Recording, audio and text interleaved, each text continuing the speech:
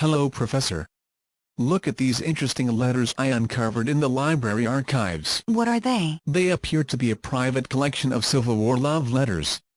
They are really quite enthralling. Let me have a look. I really think they are much better appreciated when heard out loud. Will you please read them with me? Yes. Of course. Here. You read the letters from Sarah. And I'll read the letters from Benjamin. Is this really necessary? Couldn't I just... January 13, 1863. My precious Sarah. Your sweet and welcome letter of December 17 found me in a most agreeable manner. My joy was matched only by the suitable disposition of the entire 2nd South Carolina Regiment following our victory over the detestable Burnside at Fredericksburg. I am most pleased to hear of your perpetual entertainments for the good people of the town, though I must strike a note of dismay at your apparent flirtations with the widower Malcolm.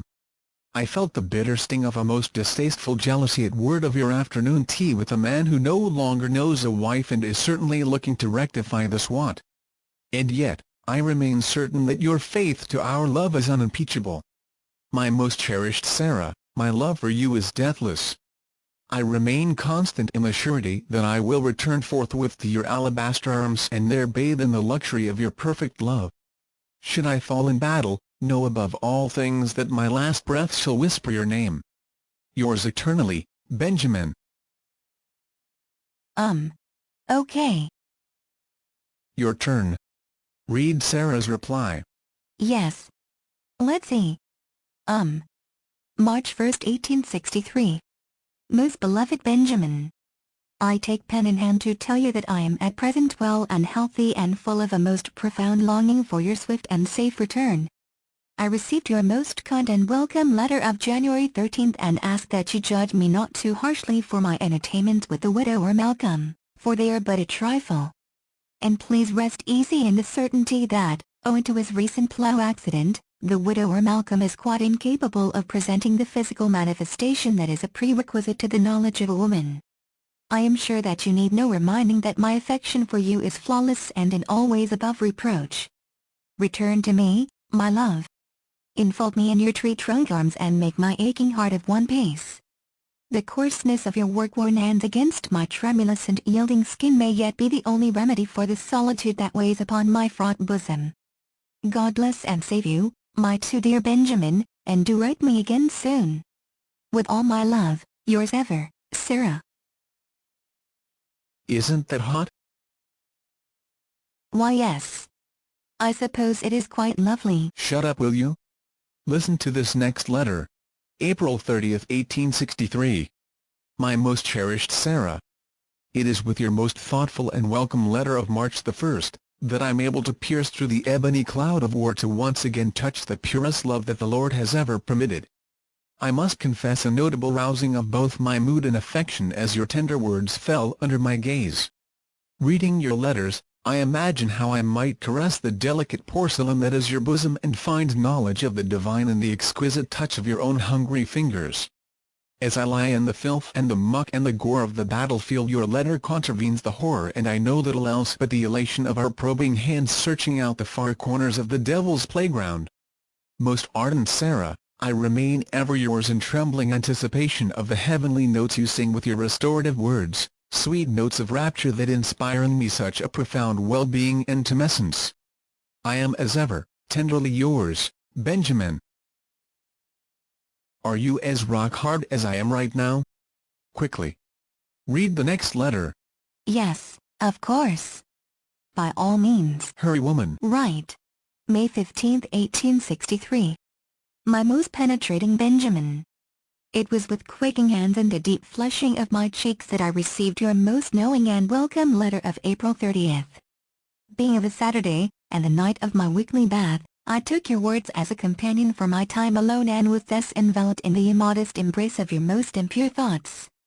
Against my better angels, I imagined that the soothing waters that caressed my silky sheath to be instead the knowing touch of your rough-hewn hands. Where the water met my downy bosom, I felt instead the graceful fluttering of your eager and quavering lips. Where the water had knowledge of my most wicked and disobedient loins, I felt rather the speculations of your weathered and sun-kissed face. O Benjamin, My very cheeks redden in a most notorious manner even as I commit these words to paper. I have since taken to bathing nightly, and have most need of further communications. Your most recent letter has fallen into a wretched state of disrepair from repeated exposure to water. I remain ever yours in love and impious contemplation, Sarah. Oh my. I swear to God, I'm about to pass right the fuck out. Get a load of his next letter. May 30, 1863. My most well-bathed Sarah. It was with immense pleasure and profound engorgement that I received your kind letter of May 15. I had scarcely read the words before it became quite necessary to excuse myself to an obscure grove of shady pine near our encampment.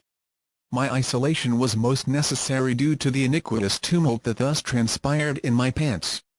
I took to your letter with wicked abandon and devoured its contents with my trousers at my ankles. The thunder of the battlefield artillery was soon matched by the ruckus explosions from my own cobalt cannon. I should very much like to join you in the pleasing waters of your nightly baths where I shall wash the terrors of this despicable war from my skin with your velvet hands and supple lips serving as the Lord's own washcloth. As the battlefield artillery cracks and thunders, so too shall I cuff your creamy hind cheeks, deepening their hue to the crimson of a sun-soaked elderberry.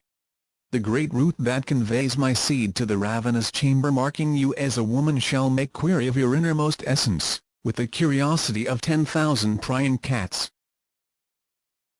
We should soon be upon Gettysburg where we expect little resistance. I can only hope to fill the excess of unoccupied time in magnificent conference with yet more of your indecent imaginings. I leave you, my love, with a most pressing question. What, pray tell, are you wearing? Yours in love and near constant self-abuse, Benjamin. That is certainly. Oof. I'm getting a little sexed up here. Shut your goddamn mouth and read the next letter. Right. June 10, 1863. My most turgid Benjamin. It was with great pleasure and rending of clothes that I received your kind letter of May 30th. I write you with all due alacrity that I might provide even a small measure of distraction and self-manipulation. My heavy heart sings to know that my words drive you to such a frenzied assault on the friends below your belt. I have most surely earned an afterlife in the lowest levels of hell with the unchaste meanderings of my mind and the perpetual rotting of the bedpost brought on by your misbehaving dispatches. Hurry home to me on the wings of angels, that my polluted thoughts and the vigorous massaging of my flower can be supplanted by the enthusiastic pounding which you shall deliver and which I so desperately deserve, for I have indeed been a very bad girl. Most libidinous Benjamin, should you fall in battle and leave my shuddering petals forever unplucked by your girth and essence, I would surely die. And may it please you, I am at present wearing little else but your work boots. I remain forever yours in the exquisite agony of my vacuous loins, Sarah. Jesus Christ. That is so goddamn hot. I'm about to throw myself out this fucking window. For the love of a god man, read the next letter. Don't drop your panties just yet. Listen to the final letter I found in the collection. July 7, 1863. Dearest Miss Sarah, I am unknown to you but you are most certainly known to me through the thorough and constant praises sung by my Confederate brother and your beloved, Benjamin. It is my most painful duty to report with a heavy heart, that your noble love has fallen on the battlefields of Gettysburg in glorious defense of the Confederacy. I feel a deep and earnest sympathy for you in your great affliction. How many roses perish in their bloom, how many suns, alas, go down at noon. Most respectfully, Thomas Beasley, Lieutenant, 2nd South Carolina Regiment.